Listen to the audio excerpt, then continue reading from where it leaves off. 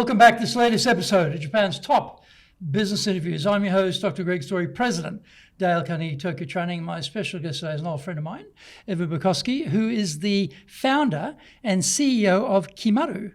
Evan, welcome. As always, great to see you. Yeah, it's great to see you again, Greg. Yeah, Thanks Evan, very much for the invitation. Kimaru, people may not be familiar with the business. Can you give us a bit of background? What is the business you're in and what does it do? Sure. So I'm one of three co-founders. Kimaru is a new startup. We're just about a year old. And as you can probably intuit, Kimaru is actually the verb for to decide in Japanese, right? So we've taken the verb to decide for our decision intelligence platform for supply chain managers. And I think we'll get into that in this episode in probably a fair amount of detail. But at a high level, it's a decision engine to help map out the cause and effect of critical decisions, then create a digital twin of that decision and apply advanced AI to run through all possible permutations and give recommendations on the best course of action. So it's like a sort of massive due diligence tool in a way. Well, it is. I like to think of it as a massively sped up Lingisho process. Oh, okay. So Ringisho being the approvals process within Japanese companies to make anything happen. Exactly. But, you're in Japan. You're running the company here. Why are you in Japan? How did you get here? What have you been doing? Give people a bit of background on your career. Sure. So this is now my 22nd year in Japan. And I never expected to stay more than a year or two, like all of us. All of us. I thought I was going to be here for 2 years. Yeah. Yeah, 40 years now. It tends to pull you in. But I first came with the sort of vague business idea that I would assist my family business. So I'm, a commercial fisherman by trade. What sort of fish are you fishing for? Well, I grew up on Canada's west coast, and my parents are both very entrepreneurial. They're both small business owners, but my dad in particular, he grew up in the 60s and 70s with this sort of live off the land independence version of the hippie subculture. And he became a commercial fisherman, and I grew up working on his boat. But he had always sold most of our fish, about 80% of our fish, to the Japanese market. So I thought, well, I'll come to Japan, I'll create a more direct import route for Canadian seafood, and I'll also market the fact that actually in Japan, a huge amount of Canadian seafood is consumed. And quite traditional things like ikura, for example, or the kombu that goes into seaweed rolls and like kazunoko, the traditional New Year's herring roll. A lot of that product is Canadian seafood, but if you go to the supermarket, that made in Canada print is very, very small. So my idea was that I'd do a better job of marketing and promoting this and basically increase sales, and import a lot of that product. Having grown up in the small boat fishery, and then every summer doing odd jobs from working on the boats to working in the factories, cutting, processing fish, putting it on the trucks, shipping it out. I had some idea of what that supply chain looked like, and I thought, well, that's pretty inefficient. I can probably improve on that. And Japan, you just turned up, you just got on a plane and bingo, next time you're in Tokyo. What do you do when you get here? Again, this is 22 years ago. I was 23. I had a pretty vague idea of how to build that business. And so I had to pay the bills. I taught English like we all do initially. And in my case, I got a job initially working for Nova. And I did that for a very short period of time and thought, well, I can do this better. The entrepreneurial drive kicked in. And so I ran an English school for a while, concurrently to working as an AET. So I was employed directly by the school board. And I was located in Hokkaido, which is the first point of entry between North America and, all of Asia, really. But the port of Tomakomai is where most of the ships first land when they're coming to Japan. So I had this little English school there. I was exploring building connections in the import industry there, worked with Jetro for the first year to try and get this business idea off the ground. and ultimately found that there was a lot of protectionism in the existing import route. That supply chain was generations old in many cases, very hard to break into, but there was a huge demand for marketing services. And having studied that at school, I knew a little bit about digital marketing. And I was able to, it was in the second or third year that I was here, I closed the English school, sold part of it, and then co-founded a marketing agency, and that took off. I spent 7 years running that agency. In Hokkaido? In Hokkaido. In this tiny town? Yes, a tiny port town. But have you ever heard of the Niseko ski resort? I have certainly been there a few times, yeah. Well, it was just undergoing its revitalization. The initial investment this is from the Aussies turning up with Australia, the idea, and the Hong Kong investors quickly followed. I, was able to sort of coincide the building of this agency with this huge demand for inbound tourism. So most of the projects I did in Hokkaido were either with Niseko City itself, Niseko businesses, or with the Hokkaido Docho, the Hokkaido prefectural government, for tourism promotion. I spent a lot of time in Niseko, eventually moved our office to Sapporo, so I was right next to the dojo, and I could kind of go next door to get RFPs there and so on for tourism promotion. But yeah, that's essentially how my career went from this vague idea that I would start this import business to marketing to digital marketing. And pretty much from that point, I slowly became a data scientist as the industry evolved from basic like email and website campaigns into heavy use of big data and then machine learning algorithms and AI and so on. So that's essentially what the career trajectory has been. That's pretty good. Going from a guy on the deck, bringing in the nets, to a guy doing big data. That's a pretty major transition. And so how did you get to Tokyo then? Why aren't you still up in Hokkaido, being the king of Hokkaido? Well, Fukushima played a big part. So, in 2011, when the earthquake hit, it put a pause on all inbound tourism for a while. And I had to wind down a lot of projects. And eventually, at that time, I'd been expanding the agency and starting to launch little SaaS projects out of the agency. So we had an early SaaS product called Tourism Builder that we'd launched out of the agency. And that, although there were some early stage angel investors who came in on that, we were pretty much overextended at the time of the earthquake. So I couldn't keep everybody on staff. I had to wind things down there. And as part of sort of a cross-country roadshow I'd done to pitch the SaaS product, the Tourism Builder SaaS product, I'd been on stage pitching in Kyoto and Tokyo, and the CEO of an agency that's affiliated with ADK media agency, had seen me on stage pitching in Japanese, and by that time my Japanese was pretty fluent. And through a mutual introduction, he basically said, "Why don't you come work with me? We'll kind of combine our digital marketing expertise." And at that time, they were moving from a web development agency into becoming an analytics-driven agency, what we at the time were calling conversion optimization. And so I joined that agency, and about a week later, a project came across my desk to help with the market entry for a Silicon Valley startup company called Optimizely that uses web analytics data to engage in basically A/B testing of different scenarios, and then leverage AI to predict what is the most likely outcome of those scenarios, and then recommend what to do. So it's either, in this web design, we want to use the red button or the green button because the data shows people click on either A or B more, and then extrapolate that out to we want to match this advertising content with this audience because they're more likely to respond, et cetera, et cetera.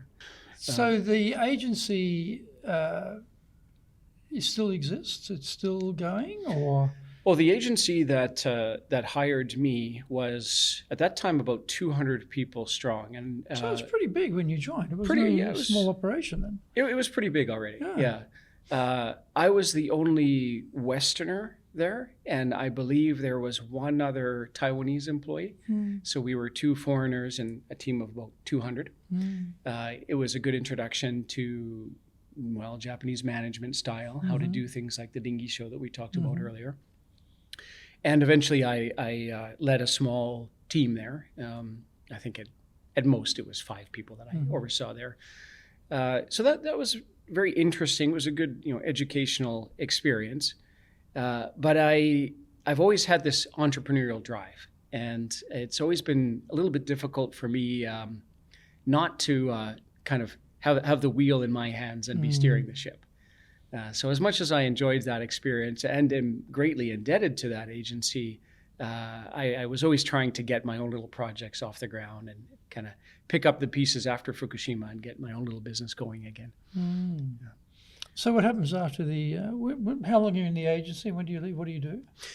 Well, what happened there was I had assisted with that Japan market entry project for Optimizely A/B testing, and helped put in place a reseller contract so that we were localizing the product and then running the Japan GTM or go-to-market strategy, and assisting not just as a reseller partner, but as a solutions partner, wrapping services around the product. And I became very close friends with that team. And so partly for the experience of it, I also advised on the larger Japanese ecosystem and who else I thought would be good partners for them, and occasionally even helped to put those partnerships in place. Then I had the opportunity to go, because this was about a 3-year period, I had the opportunity to go to Silicon Valley to the Optimizely HQ and learn from them their sales training, and see firsthand how they were running a data-driven sales pipeline. How were they using their CRM software, for example, Salesforce? How were they running their marketing campaigns and so on? And then over the years, I took that and hybridized it to the Japanese method of doing sales and created a playbook for Japan market entry and Japan sales and marketing that I thought would work and be fairly repeatable. And then I started to test that hypothesis, test that playbook with other products that via the agency I was working at that time, we brought to the Japanese market. And once it started to really work, then I branched off into consulting, changed my contract at that agency from a seishain or contract, like salaryman essentially, to a contract employer so I could do these other projects, and became a Japan market entry consultant. And because the Optimizely alumni network was excellent, I got a lot of personal recommendations to other Silicon Valley companies as the guy to talk to in Japan. Nice. And it was within a field of specialization, essentially using data to either improve marketing processes or advertising processes, or something related to customer experience optimization or overall business management improvement. There were a series of tools. I think there were about 6 companies in total that I advised on coming to the Japanese market while I was still at that agency. And then while I was still there, I got referrals from that agency, e-agency, to work with Densa Digital, with Hakahodo, especially DAC, which was their sort of digital arm at the time, other Asats DK companies, and then J. Walter Thompson, which is the oldest ad agency, the oldest foreign ad agency in Tokyo. I think they were founded in 1955. Now they've rebranded. They were Wonderman Thompson, and now I lost track. They've been rebranded again. A lot of movement going on in the agency world these days. But through that, I was sort of seconded to JWT and Densa for various projects. And it was always something to do with using data to improve processes or to get insights, essentially, a big part of this digital transformation that Japan has been trying to really undertake for about 20 years now.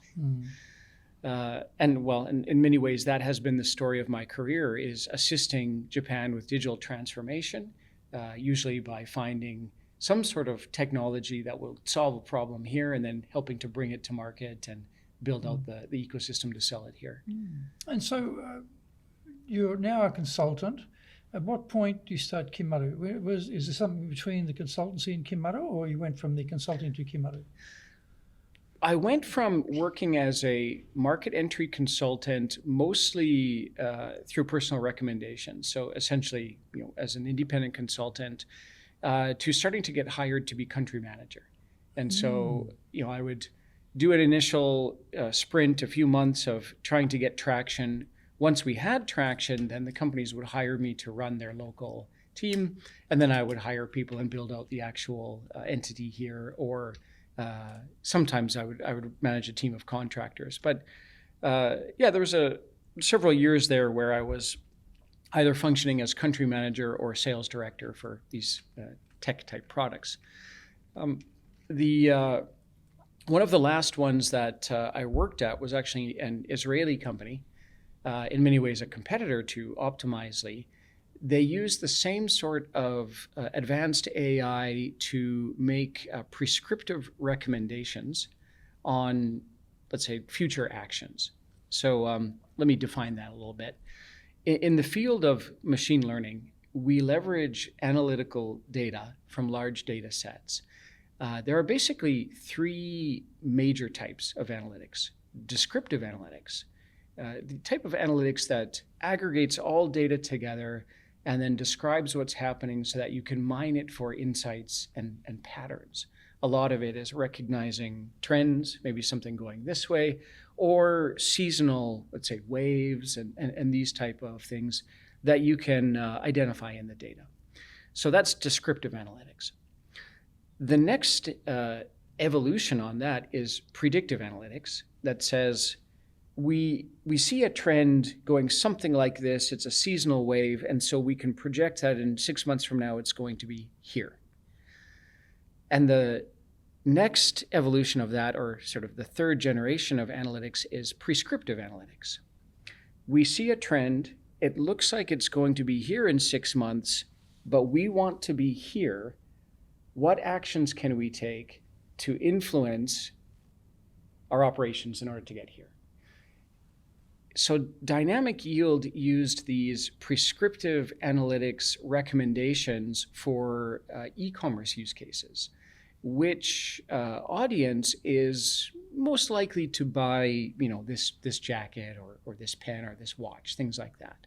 Let's take that audience segment and match it with the right products in the same way that Amazon recommends and matches products to you. Or to use another recommendation engine example, the way that Netflix will recommend movies as you're scrolling, and these days even uses prescriptive analytics recommendation algorithms to determine what type of movie they should produce. So dynamic yield was doing that for e-commerce. And while I was selling that in Japan together with my little team, although e-commerce was taking off, I kept thinking about how monozukuri focused Japan is. How Japan... Monozukuri meaning manufacturing. Manufacturing. Japan is such a culture of craftsmanship and perfection in tangible items, but is very, very focused on hardware and tangible items. Somewhat infamously, one of the reasons why digital transformation is so delayed is because of this over-focus on hardware and tangible items. And so I thought, we need to take this type of advanced AI, these prescriptive recommendation engines, and apply it to hardware, to the manufacturing of things. And that eventually became, what can we really do to leverage this AI to improve processes? Japan is already, on the factory floor, already the most automated nation on the planet. The highest use of rules-based process management, the highest usage of robotics for manufacturing. But where AI hasn't been used yet is in the decision-making process and in the very complicated pieces of the puzzle around things like procurement and then material inventory management, product inventory management, dynamic pricing, and the overall supply chain and logistics piece. And so that led to the seed of an idea. And this is going back 4 years now. What if we took this advanced AI and applied it to these logistics and supply chain use cases? All right, so that was the seed of the idea that led to part of the formation of Kimaru. But where were we in the narrative? Let's see, I'm country manager of dynamic yield. After that, I worked for a while as the sales director at Meltwater. I believe you've had Joe on the podcast before. Yes. So I assisted for a while with the post-COVID rebuilding of the sales team, trying to take some of those Silicon Valley processes and kind of use that hybridized playbook that I thought would be helpful for them. In conjunction with APAC headquarters, Singapore's directives about what to do in the Japanese market. And that got another piece of the puzzle, which is what Meltwater calls outside insights. What Meltwater is, for everybody's reference, and please do check out the podcast episode with Joseph Lattery. What Meltwater does is aggregate all of the data outside of a company in terms of news, social media, what influencers might be saying about you, and then it applies AI sentiment analysis to get insights from that data and say, somebody is, let's say, posting about your product, it looks like you're going to have a spike in demand, right? Or somebody is... maybe one of your competitors has been hiring people in this particular area. It looks like they're going to be moving into this geographic region. You should react to that accordingly. The type of signals that you don't usually have inside your organization can be obtained using the data feed from a tool like Meltwater. That's why they call that outside insight. And that was one of the pieces of the puzzle. When it came to building Kimaru, we thought, we don't want to just use internal data. We also want to use these external signals. So news is a big part of that. And then also weather, shipping information, traffic information, and competitors' information, things like that. External signals that can also feed the AI to make these future forward-looking recommendations. All right, so I worked at Meltwater for a while. After that, I worked in consulting, digital transformation for an organization that was looking to basically compete with like Tata Consulting Services, Capgemini, BCG, firms like that were assisting with basically integration of this type of software, data-driven decision-making based off of things like ERP systems and CRM or point of sale systems of record that provides the underlying data that can power these type of AI algorithms. And it was there that I met my co-founders, and our CTO, Dr. Harish, had spent 30 years in the R&D lab at Panasonic building out the necessary underlying framework for what we today call a multi-agent system. His PhD, which he obtained while he was at Panasonic, is in digital humans, which is a way of essentially creating a twin of the human body and ergonomic ecosystem, and then mapping out simulations about how people move in environments. Those can be applied to the creation of ergonomic friendly products and also the improvement of manufacturing processes. What degree of rotation should people have while they're working on the assembly line, and joint articulation and things like this. So a lot of his research and many of the patents that he holds go into building decision digital twins. So I talked a little bit earlier about how we use causal models or cause and effect models to simulate decisions. Mm-hmm.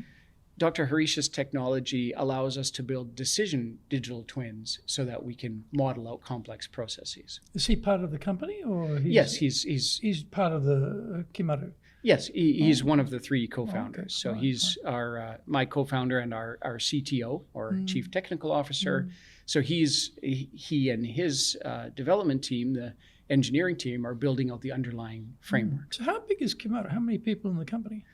Well, I want to get to our third co-founder. Okay, sorry, go ahead. Our third co-founder, Sinjin Wolf, he previously had headed up that department at the consulting firm. So he actually hired Dr. Harish and I for this special project that we were working on. And that was essentially a research department to determine future-looking technologies like this type of AI and how they could apply to digital transformation in Japan.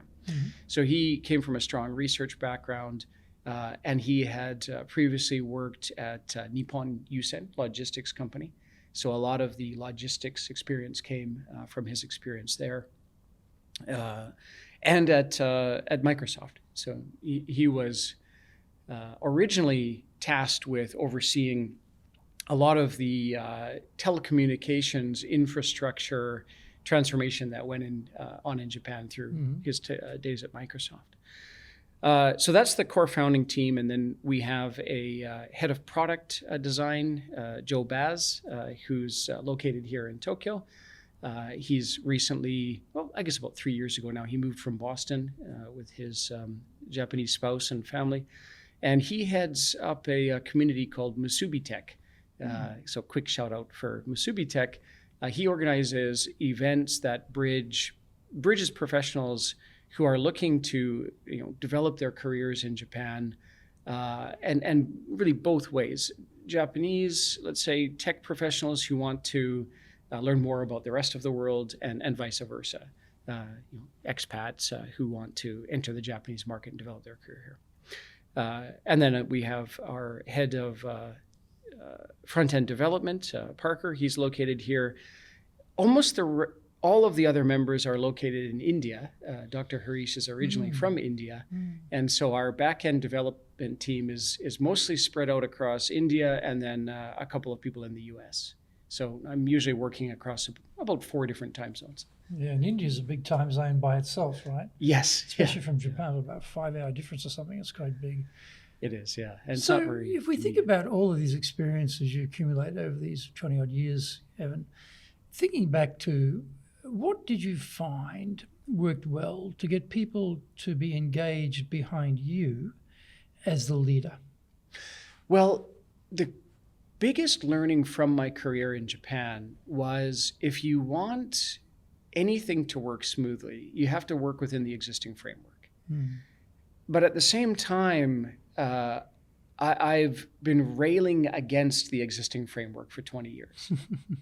And I'd like to define that a little bit better. Like we touched on some components of it. We could say that Japanese management is essentially rule-based management, and it's extremely detailed systems and processes that are well documented and usually very well shared internally.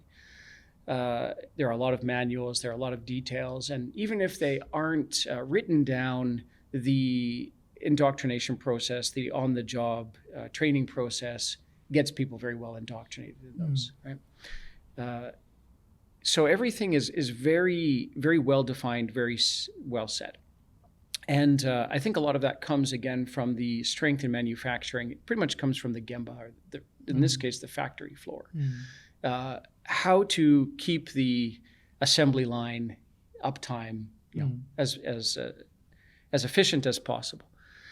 And that seems to have come from the factory floor and then sort of spread up to the office above the factory, and then eventually to HQ and across sales and marketing and everything else. But at the same time, what was developed as a huge strength during the industrial age has now become a huge weakness in the information age, because over-reliance on set processes that are not adaptable creates rigid systems that cannot evolve. And so what used to be Japan's greatest strength, these rule-based processes, has today become one of its biggest weaknesses. It's not resilient because it's not adaptable. And what's that saying that's often, I've heard, misapplied to Darwin, but it's something like, it's not the strongest or the smartest that survive, it's the most adaptable. So if you want your economy to be strong and continue to adapt and survive, it needs to be adaptable by definition, essentially. So the systems that make Japan run so well and everything on time and everything safe and clean and all of that are commendable, but they are increasingly becoming a liability. And that's why I said I've been railing against them for 20 years, because I'm an advocate for taking those systems and applying better math to them. Now, if we think about what AI is, it's just math. It's just algebra. It's essentially the ability to leverage our current computing resources to run all of those processes at a much faster speed. If Japan would take its rule-based systems, the Ringisho, the Nemawashi, the stakeholder alignment, all of these processes, and apply AI to them for a faster decision-making process and keep humans in the loop just at the end of that process, we could speed up all business processes in Japan, and we could leverage digital technology to get an increase in per-hour productivity, which, to very loosely reference Dr. Richard Katz's research on, is probably the single biggest factor that's holding back Japan's GDP right now. I'm thinking more, not so much on the technical side of it, but on the human side of it. Like, you've started businesses. You've been bringing companies into Japan. You've taken over as the head of the business in Japan, or you've been the sales director. You're constantly coming up with new groups of people. You're here. They're hired by you. You've got an objective. You're getting them to go with you on the journey. My question is really around, what did you find worked well to get people to come with you on the journey? Because you can be savant level understanding of AI, but no one's going to follow you, necessarily. Or you can be very strong and powerful, but no one wants to work with you. Just having the brains and having the brawn and the determination, great. But if you want to bring people with you, there are certain things I'm sure you found which work better than others. So I'm interested in those things. What if someone's going to be doing what you're doing, what can they do to bring the people with them and engage to do the job they've got to do together? So what have you found works well? Well, to tie that back into what I was saying before, it's work within the existing system. And the existing system is rule-based. So I think the best thing to do is, because there's such high respect for STEM and let's say engineering best practices and mathematical best practices in Japan, if you can explain any decision or strategic management from this almost mathematical standpoint, you can usually win people's trust. You have to go through the process of explaining why this makes sense within the existing rules framework, and don't throw in a lot of creative, sort of chaotic, let's try this, or let's change this, or let's fire that guy. The type of sort of shoot from the hip management decisions that are generally respected in the West. A very self-confident manager who comes in and says, I'm sure it should be this way, we're going to do this from now on, is usually going to face a huge amount of resistance in Japan. But if you can come in with a clearly explainable direction, a strategy that you can explain from that, let's say, rules-based perspective, and you can map out with multiple data points to remove all skepticism, you will eventually win everybody's consent. Now, part of that process is also shining a light on where people have inherent biases that they're not yet aware of. What we usually run into in Japan is, well, we can't do that because it's never been done before. We can't do that because it's untested, it's untried, and so on. It's risky. It's risky. Dangerous. Yeah. Avoid that. Yeah. But those risky things, again, using this sort of data-driven AI mentality that I've come to love so much because it, in my opinion, solves this problem. We can calculate every possible permutation of that risk, and then we can apply these mathematical algorithms to determine the statistical likelihood of that actually being risky or not. That application of this technology removes a lot of the underlying perception of risk. You've heard of Hofstede, right? Sorry, I forgot his first name. Maybe it is Greg or Gary. Anyway, it's the Hofstede Institute leverages this psychographic data on how different cultures respond to different things like risk. I think you mentioned or one of your guests mentioned on a previous podcast how the risk or the hierarchy profile between Japan and the US is very similar. Japan usually gets labeled as being risk adverse, but if we look into the underlying data, it's not so much that it's risk aversion as it is uncertainty avoidance. When was the last time you drove on a Japanese highway? A couple of months ago. Did you observe everybody obeying the speed limit? Pretty much, yeah. Compared to other countries, it's pretty good, right? Pretty much, yeah. But particularly if you drive in Chiba, here's a little anecdote. A lot of the time you'll be driving along in Chiba on a weekend, and all of a sudden you'll hear this as a Ferrari passes you at 3-4 times the speed limit. And then 3 or 4 more will come. You get a lot of these car clubs where people will drive really hot cars extremely fast. Or in my area, I live these down. the Yakuza car club who's not worried about the speed limit? Is this what we're talking about? I think it's, maybe Bosozoku, those sort of groups. But even individuals will consistently speed if they feel that they're not going to get caught. So what they're doing there is not risk avoidance. They're running the calculation and saying the likelihood of me being caught, the statistical significance of me being caught is so low that I'm going to go ahead and speed here. If you want to be successful as a leader, do the Leadership Training for Managers course. All companies need people who can both manage and lead. Leading people screams out for real skills in communication, dealing with all different types of people, being excellent at innovation, planning, delegation, handling mistakes, doing performance reviews really well, and inspiring and motivating the team. Do the Leadership Training for Managers course now in either Japanese or English. Leading is easy. Getting people to follow is the hard part. That is a great quote from Yogi Berra. Surprisingly, despite the complexities of leading here in Japan, everyone has to work it out by themselves. Foreign leaders want practical, applicable, expert advice. This is now available for the first time in history. Grab your copy of Japan Leadership Mastery on Amazon today and avoid the mystery, trial and error, especially the errors. So what we see a lot of the time in Japanese culture is not exactly risk avoidance so much as uncertainty avoidance, let's say.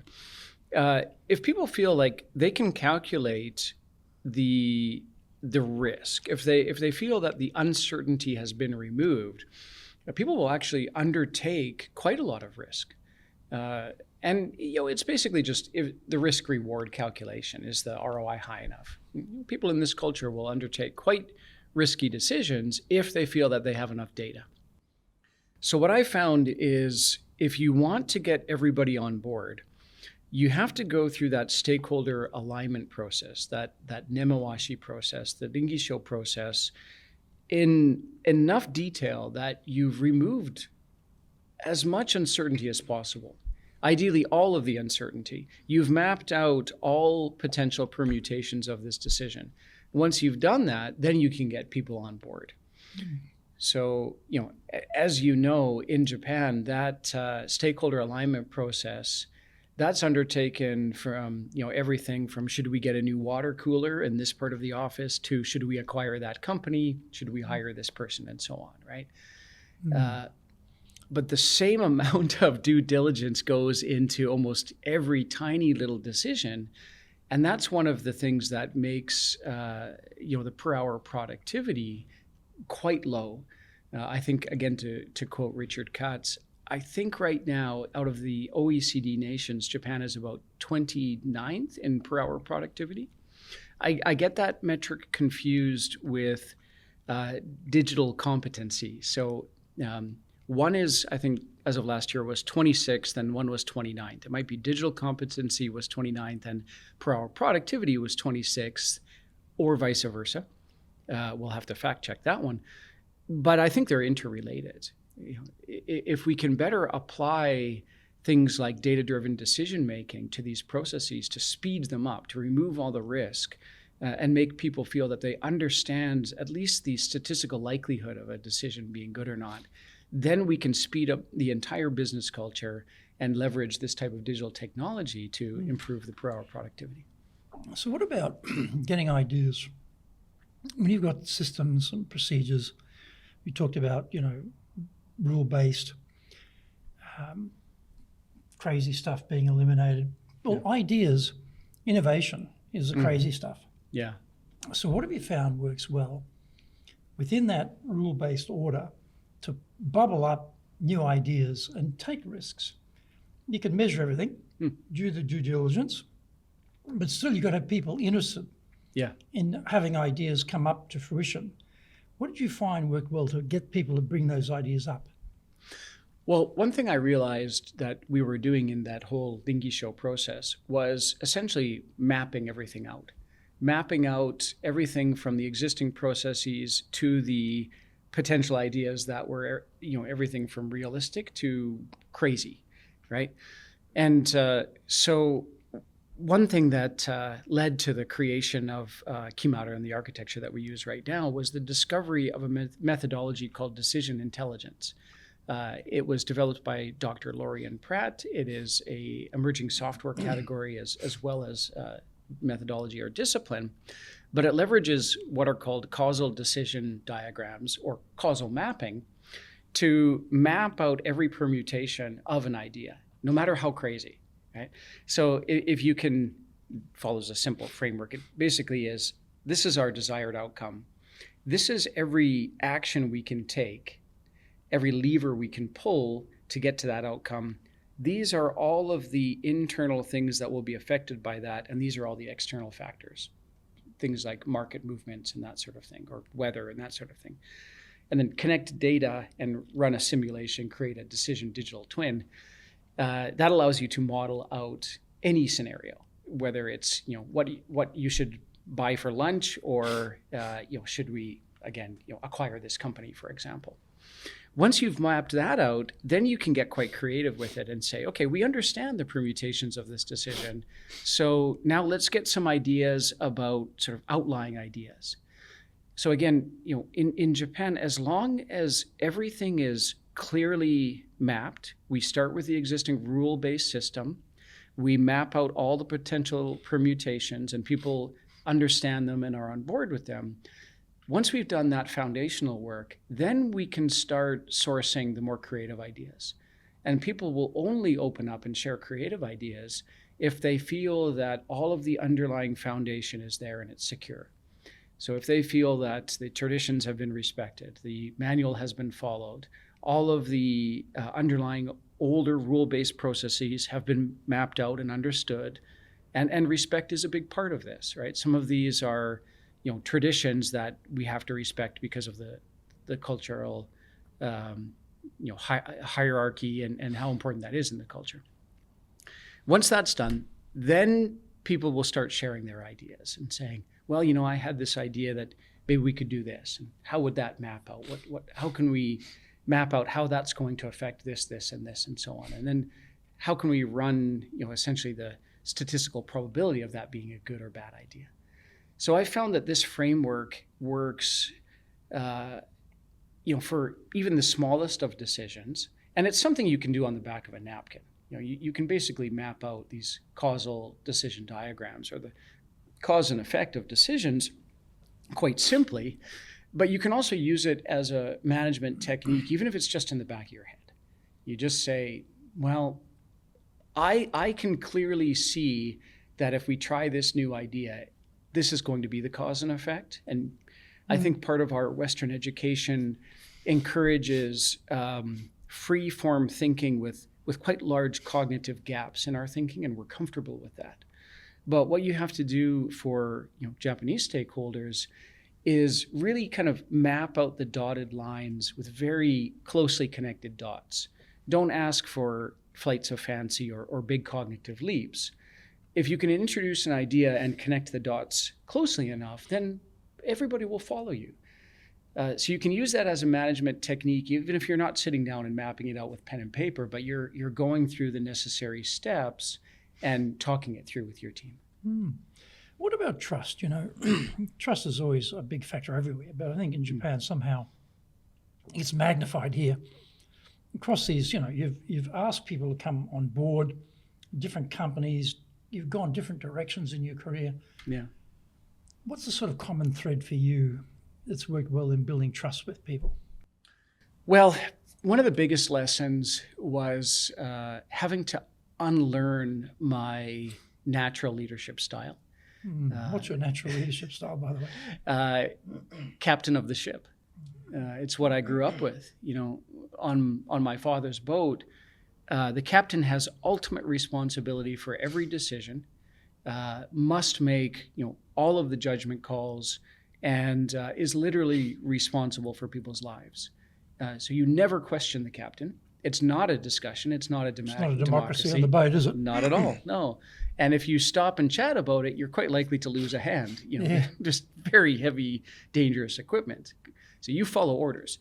That's what I grew up with. And I think partially because of my entrepreneurial drive, I've always wanted to just get the thing done. And so I think for the first few businesses I had in Japan and for the first few people that I worked with, I really struggled with direct reports who had more of a, let's say, employee mindset, especially Japanese employees who have more of that lifetime employment mindset where they're a part of almost like a family. And they'll respect a hierarchy, but they also expect to be a part of it. They expect to be heard. So for the first few years, I had to unlearn all of that. Now I find I have to, in order to build that trust, I have to force myself to explain, and explain in as excruciating and intricate detail as I have patience for. That's just about the bare minimum of what people expect here. So you kind of have to push yourself that extra step to just be extremely detailed in explaining everything. That's one reason why when I discovered this methodology that Dr. Pratt has for building these cause and effect maps, I realized, well, that's what I've been doing. That's what I've had to learn to do is, force myself to explain in intricate detail everything related to a decision just to get the team on board and to win their trust.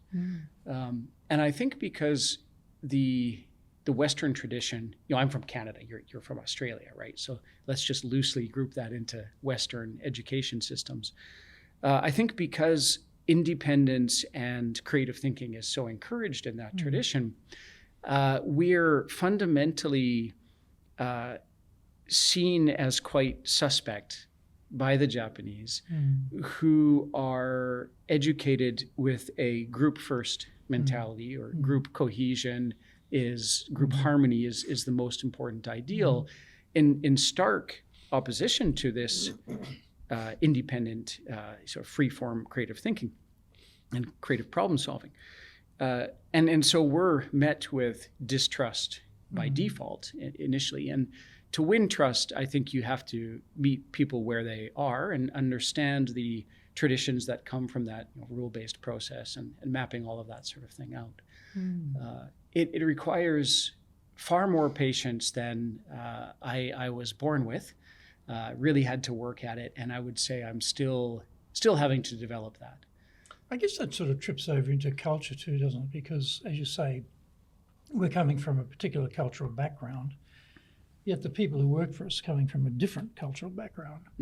So what have you found has worked well to build a culture in companies? Because we will have, if it's an international organization, there'll be an umbrella global culture, then there'll be Japan culture because we're in Japan, and then there's Evan culture, you know, what you like, you're the leader, you got certain things you like, things you want to get done, you like things to be a certain way, and you will drive things around that. But these things have to coalesce, of course. Yeah. But what have you found works well to build a strong culture in Japan, in the company? I'm a strong proponent of flat hierarchies wherever possible, but I've found that if you are a very entrepreneurial driven leader, you probably shouldn't be managing too many people directly. And so what has worked best for me is if I can find essentially, lieutenants, people who can manage teams. Like a COO type of role? Like a CEO, well, just a manager, a team leader, somebody who can be a little bit of a buffer between myself and people who don't have quite the same entrepreneurial drive. And it took me a while to realize that this is probably some mix of nature and nurture, but people who are intrinsically motivated to solve some problem in an entrepreneurial fashion are not normal humans. and we can't expect any other human to work that way. I've been working since I was 11 years old. I've always had some project I was working on that would earn cash in some way. I had multiple little side projects, the typical college weekend painting, subcontracting and that sort of thing, selling T-shirts on campus, that sort of stuff. I've always had some sort of project like that. And if I have 5 minutes of downtime, I'll come up with some project like that, right? Like today, I've been working since 5 a.m. and it's just awake, immediately working. Nobody else should have to do that. And so it's very hard to lead a team of normal humans with the intrinsic motivation that normal people have if you're that type of personality. And we see this in the sort of crazy things that the celebrity CEOs do, like Elon Musk and Jeff Bezos and people like that. They're so driven that they're just not normal. There's a certain perception of almost psychopathy that comes with that.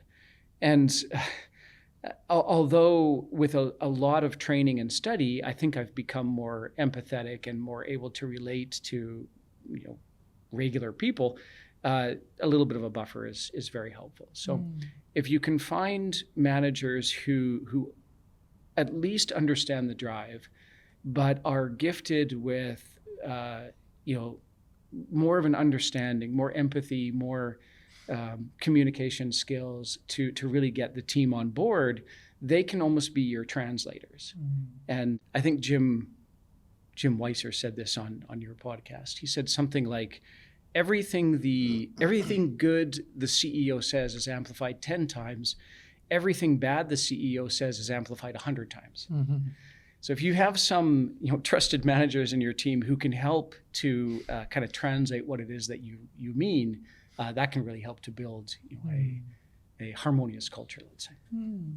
If someone rang you up and said, hey, Evan, I'm being sent to Japan by my company to run the operation in Japan, but hey, you've been here for decades, I don't know anything about Japan, I don't speak Japanese, what would be some pearls of wisdom, a couple of pieces of advice you'd give them to get them on their journey in the right direction?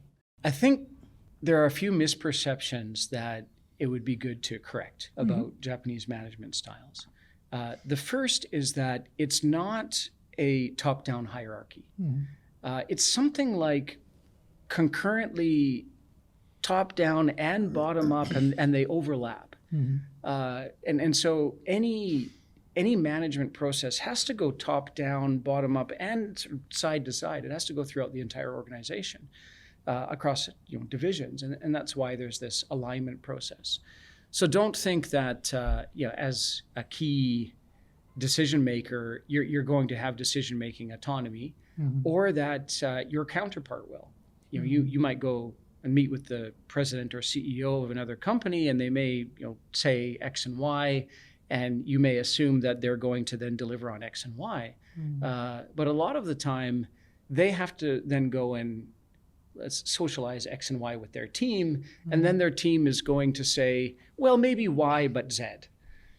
I had that happen to me. I met a guy at a French chamber after a summer party, got his card, followed up, got a meeting, had this great meeting. He called up his 2 HR guys to the room, da-di-da-di-da. I thought, this is looking good. Yeah. Those 2 guys killed it, absolutely destroyed it. They did not like the fact that I'd gone to the president, gone over their head. They yes in the meeting when he was there. Yeah. As soon as that meeting finished, they would not answer my emails. I could not get a meeting with them. And I thought, my God, this is you think, I'm with the president, it's all going to be smooth sailing. Yeah. Not at all. And often people at the bottom can be resentful and can be, quite difficult to get to actually play a role in the next step going forward, which is my own experience a number of times. Yeah. So yes, I echo your thoughts there. What else should they think about? Well, I think the next thing is a lot of foreign CEOs or foreign leaders come in and they try to apply their management style, and they say, I'm just going to force this through and I'll make this work. Aye, Captain type of style you're talking about there? Yeah, well, kind of, full speed ahead, damn the torpedoes. I'm just going to get it done through force of will.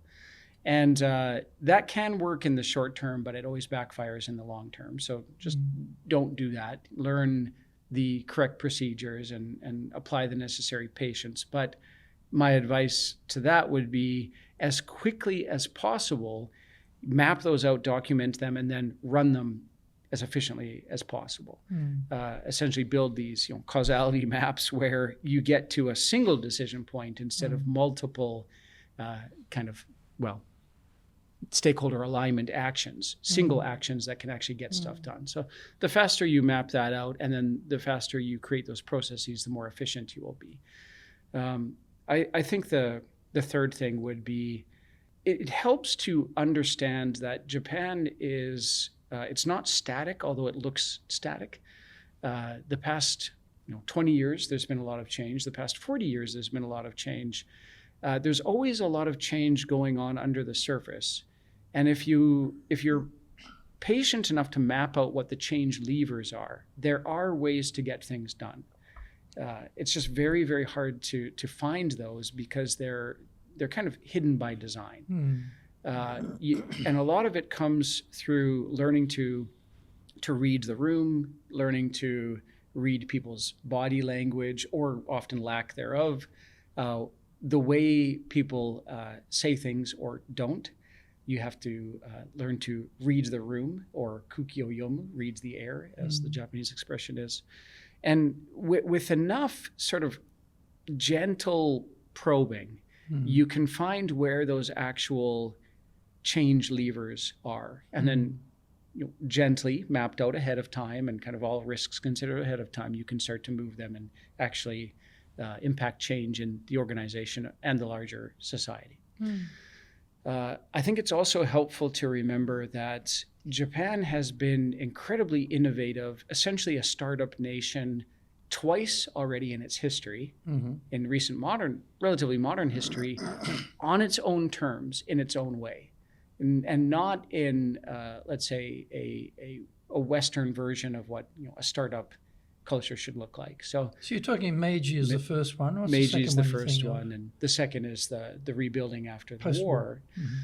The foundational innovation that got us pretty much everything that we have around us today, that has made for a safe, secure, clean Japan. It's helpful, I think, to know from a cultural perspective that the 50s, 60s, and 70s were a time where there's the expression in Japanese, the nail that sticks up gets pounded down. That was a time when there were nails that stuck up so far they couldn't be pounded down. It was the real innovative researchers and engineers that went and took DARPA tech and applied it to commercial applications.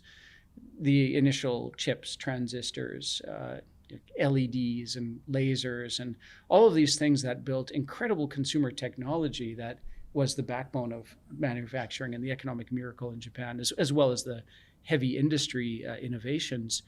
That was in sharp contrast to that old book, Mitti and the Economic Miracle. I don't believe that was top-down led. I believe it was individual mavericks who stood up and said, no, I'm going to get this project done. And, there were people who were able to navigate the cultural fabric in such a way that they could actually vastly change industries. And there was a massive period of innovation. But since about 1974, there's been a stabilizing tendency in society. Why 74? I think it was around 74. There was the oil crisis, and that sort of put a pause on everything. I think at that time, Mitti and the LDP sort of kind of did enough socializing with Japan Inc., the business leaders, to say, this is the social fabric we would like to create. We're going to try and build a strong economic ecosystem. We're going to try and stabilize a few things. And one of the things we'd like to stabilize is the social safety net. And so, the pension contributions, healthcare, and the concept of lifetime employment, that all seems to have coalesced around 74. That was probably the start of, let's say, a lot of the underlying pillars that support that now. And I think the current LDP is trapped in that system because they have this sort of unwritten social contract that they will maintain lifetime employment. And here's a question for you. What is Japan's most often stated social North Star? I'll give you a hint. North Star. Yeah, what is the most important guiding principle of Japanese society? Oh, harmony. There are two kanji characters used, and you see them in almost every advertisement in Japan. It's anshin and anzen, safety and security. Since about the mid-70s, the entire focus switched from Japan as number one, let's be hyper competitive and beat even the US as the world's strongest economy, to safety and security. You can't have a society that's hyper competitive and safe and secure. Those concepts are in somewhat juxtaposition to each other. And so I think that's what's happened since about the mid 70s until now, is this gradual move towards safety and security as the most important thing in society, and probably because of the underlying wa or harmony in the culture. And that was great. It led to a wonderful period in the 80s where there were still riding from the economic miracle. It led to some tough times after the collapse of the bubble period, but still things are great. I mean, we're still benefiting from that underlying extremely secure architecture. I just came back from a trip to the States, and this time I was across quite a lot of the continental US, and it is the epitome of a competitive society. There's not a lot of safety and security, but if you're really good at something, you're quite likely going to be one of the best in the world at that, or the complete opposite of that. And there's not a lot in between. And Japan is everything in between. It's all about middle class and safety and security. Yeah. Should they learn Japanese? Yes. Why is that? Well, you just can't really understand the culture, I think, until you dive into understanding the history and the representation of the language through kanji, I think. And I'm a real advocate for not replacing too much kanji with katakana and hiragana. I think there's a real beauty and culture in the language that you can only understand as you start to be able to read it. And then there's just so much depth to the actual culture.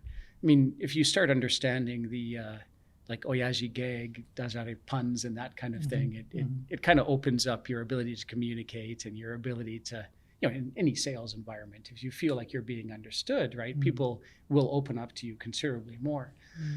So what I usually do is start in Japanese and push on through for the first few minutes of conversation, even as people try to switch into English. A lot of people's English is quite good, but I've at this point I've sold several millions of dollars worth of software entirely in Japanese, and I can get by pretty well.